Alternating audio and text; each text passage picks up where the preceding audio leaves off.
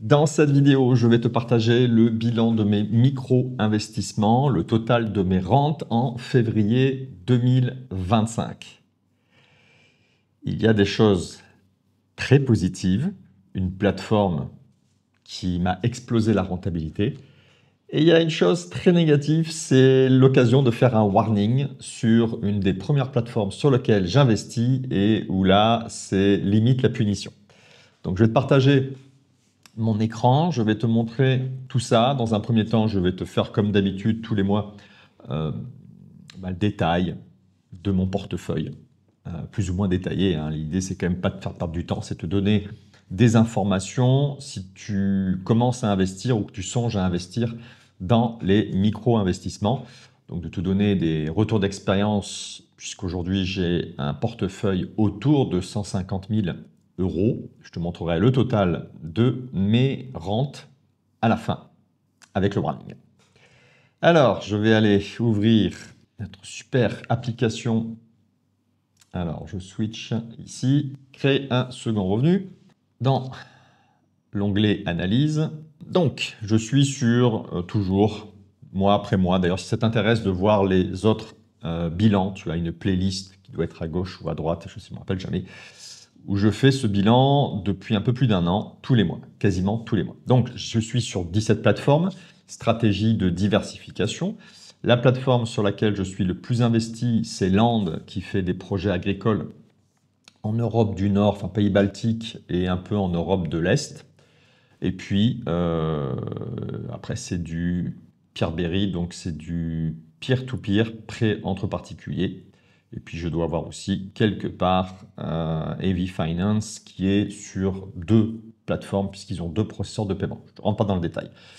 En ce qui concerne le type de projet, la famille de projets, donc sur les micro-investissements immobiliers, ça peut être du marchand de biens, promotion, du locatif. Je sépare les deux parce que ce n'est pas la même performance, ce n'est pas la même stratégie.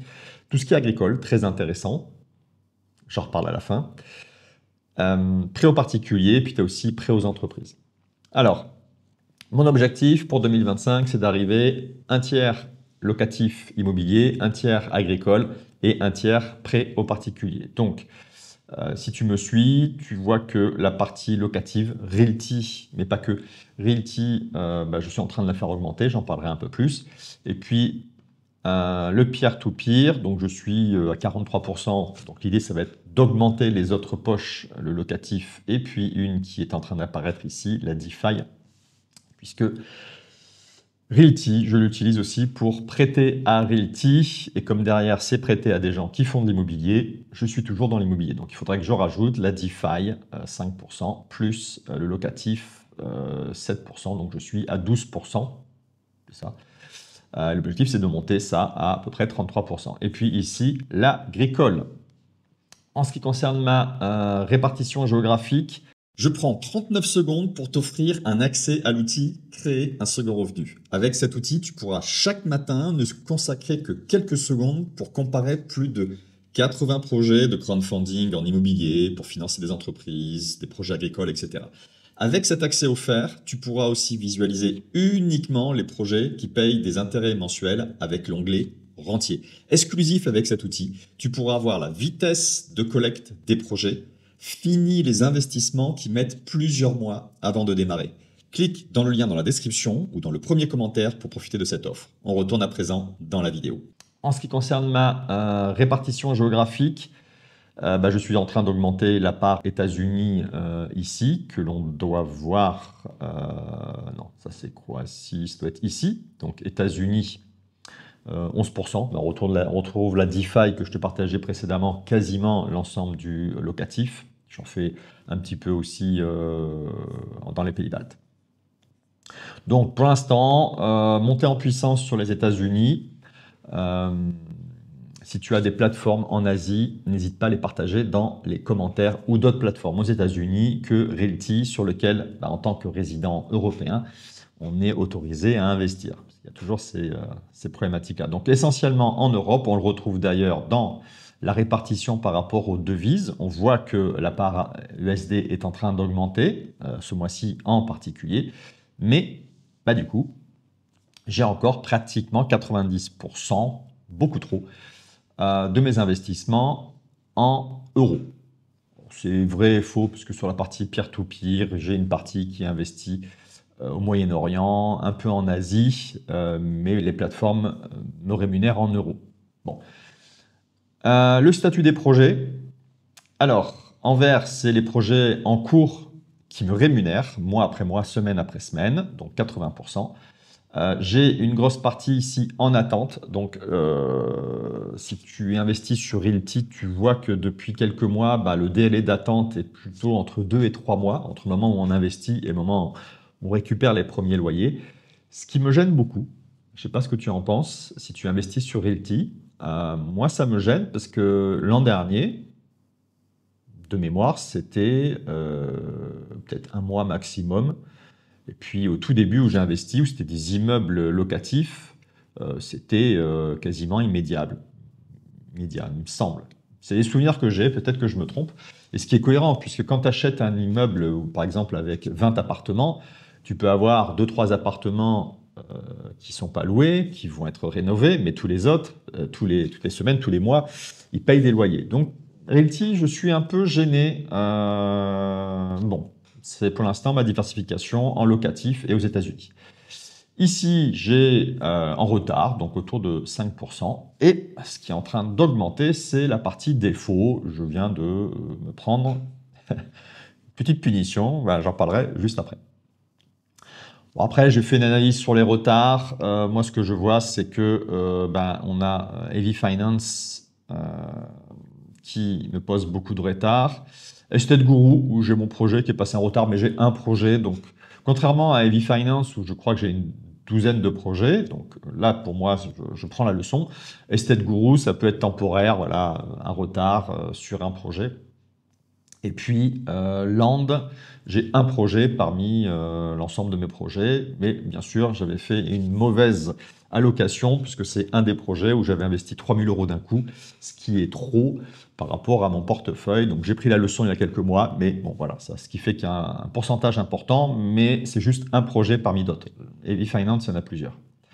Retard par pays, je te laisse regarder. Bon, je crois que c'est surtout lié à l'opération spéciale ou la guerre en Ukraine. Pays de l'Est et pays nordiques aujourd'hui, un peu la Bulgarie aussi. Un peu, beaucoup, même 30%. Les retards par type de projet, essentiellement aujourd'hui de l'agricole et un peu d'entreprise. Maintenant, les défauts. Donc tout ce qui est supérieur à 90 jours ou ce qui est officiellement en défaut selon la plateforme. Et là, j'ai Heavy Finance, j'en parle plus en détail après, qui a explosé au niveau des retards. Land, c'était mon projet à 3 000 €.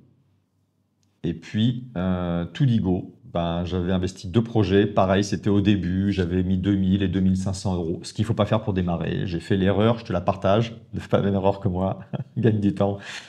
Donc voilà, ils ont lancé des démarches judiciaires, donc bon, il faudra attendre plusieurs mois, peut-être un an, avant de revoir tout ou partie de cette allocation. Les types de projets, agricole. Agricole, ça rémunère beaucoup, mais voilà, c'est un peu les montagnes russes. Un peu d'immobilier et de l'entreprise. Ok, donc maintenant, au niveau de mes rentes, si, juste ici, donc le total de mes investissements. Alors, c'est pas à début mars, puisque depuis début mars, j'ai investi, mais il me semble que j'avais 75 projets. Je viens d'investir il y a quelques jours sur 5 projets Realty, donc c'est pour ça que à ce jour, je suis sur 80 projets, mais bon, 75 ou 80, on est toujours dans la même ordre de grandeur. Donc ici, c'est l'ensemble de mes investissements, l'analyse, et ici, réduction de mes intérêts au global, paiement de mes intérêts, mois de février, on a 2 à 3 jours de moins qu'un mois normal, plus, bon, je pense que c'est ça, plus éventuellement un projet qui rembourse début mars plutôt que de février par rapport à, voilà, aux semaines, comment elles sont construites. Ça me dérange pas trop. Par contre, ce qui me gêne, eh ben, c'est l'explosion des retards, 245, alors que le mois précédent, ce que tu vois là, c'est que j'étais à 150. Bon, petit à petit, ça se résorbe. Mais 250, pourquoi? Eh bien, on va aller voir plateforme, Heavy Finance. Voilà. J'ai 70% de mes projets chez Heavy Finance qui sont en retard ou en défaut. Ici, j'englobe tout. Voilà, donc j'ai à peu près que 30% des projets qui me payent. Ça, c'est un gros warning. Ce que je m'étais noté ici, c'est que Heavy Finance, 56 € payés sur 180 prévus, 70% de retard et de défaut. Alors, hors Greenland, parce que j'ai quelques projets Greenland, j'ai expérimenté au début, je ne fais plus de Greenland parce qu'en fait, ils payent les intérêts uniquement à la fin, ce qui ne m'intéresse pas en mode rentier. Et puis surtout, c'est que les Greenland sont très dépendants de paiements futurs faits par l'Union européenne. Et je ne suis pas sûr qu'à l'échéance 2 ans, 3 ans, 4 ans, ce qui est la durée de vie en général d'un prêt vert, je ne suis pas sûr qu'il y ait beaucoup d'argent sur les caisses, dans les caisses de l'Union européenne. Donc, mais en tout cas, voilà, là j'ai fait des calculs uniquement sur ce qui devait être payé. Donc ma décision, c'est arrêt total des investissements chez Heavy Finance. Je vois que c'est rentable, je vois qu'ils ont des retards, je vois que ça redémarre. Et puis là, bon, 70%, c'est juste pas possible. Après, ça peut dépendre aussi, il y a peut-être un biais, c'est que 70%, c'est sur mon portefeuille. D'ailleurs, si on regarde ici les investissements, non, c'est pas là. Si on regarde, du coup, uniquement les investissements sur Heavy Finance, aujourd'hui, j'ai 17 investissements. Si j'enlève ce qui n'est pas le Greenland, non, je ne peux pas l'enlever ici, je ne peux pas faire une... je vais juste Greenland, j'en ai 6. D'accord, donc j'ai 17 moins 6, 11 projets non Greenland, et sur les 11 projets, j'ai 70% qui sont en retard ou en défaut. Est-ce que toi, si tu investis sur Heavy Finance, as-tu des statistiques aussi mauvaises sur ton portefeuille? Dis-le moi, ça m'intéresse. Maintenant, à l'inverse, quelles sont les plateformes sur lesquelles j'ai d'excellentes rentabilités? Donc, ce que je me suis mis en note... ah oui, juste une chose. Donc, ma rentabilité moyenne sur mon portefeuille, je suis à 8,11%. Donc, j'étais quasiment à 10% le mois dernier, 9 et des brouettes. Donc là, on voit qu'il y a une baisse de la rentabilité, à la fois par rapport à ces retards, et puis aussi par rapport au fait que mois de février, bon, de prévu, de toute façon, j'avais moins de remboursement de prévu.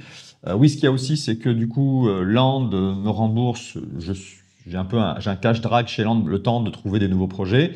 Et puis sur la plateforme, Robocash, la rentabilité, je la considère pas suffisante, donc j'ai arrêté d'investir pour pouvoir retirer l'argent au fur et à mesure. Donc voilà, j'ai moins d'argent qui travaille, ce qui explique aussi cette différence de rentabilité. Maintenant, les rentabilités vraiment exceptionnelles. Donc InRento, ah oui, je te l'ai mis ici en écran, est-ce que je peux agrandir? Je te ferai une incrustation à l'écran. En fait, ce qui se passe avec InRento, c'est que certains projets, il y a le paiement du loyer. Enfin, tous les projets en général, on a du locatif, on est payé par rapport à nos loyers, donc c'est 10, 11%. Et puis, ils vont partager les plus-values. Donc, lorsqu'il y a revente d'un bien immobilier, eh ben, on récupère une partie des plus-values, ce qui fait que ça va booster notre rentabilité. Donc, InRento, je suis 14,7%, ce que je considère très bien. Enfin, c'est ma meilleure rentabilité aujourd'hui.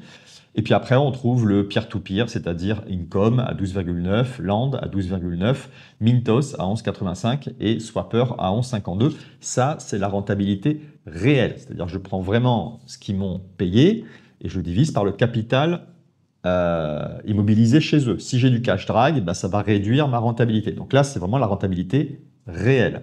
D'ailleurs, si ça t'intéresse, que tu n'as pas encore investi sur ces plateformes, tu peux aller sur l'application Créer un second revenu, tu as le lien en dessous, et puis du coup, je peux te parrainer, ce qui fait que tu obtiens des bonus en plus. Voilà, tu as la même rentabilité plus des bonus. Donc regarde ici les différentes plateformes sur lesquelles il y a un lien de parrainage. Tu souhaiterais investir où tu as commencé à investir dans le crowdfunding et tu es bloqué, voire freiné à cause de certaines peurs. J'ai aussi été confronté à ces peurs et j'aimerais te partager ce que j'ai mis en place afin d'accélérer mon parcours d'investisseur. Clique sur la vignette qui apparaît pour savoir ce que tu pourrais appliquer pour dépasser ces peurs.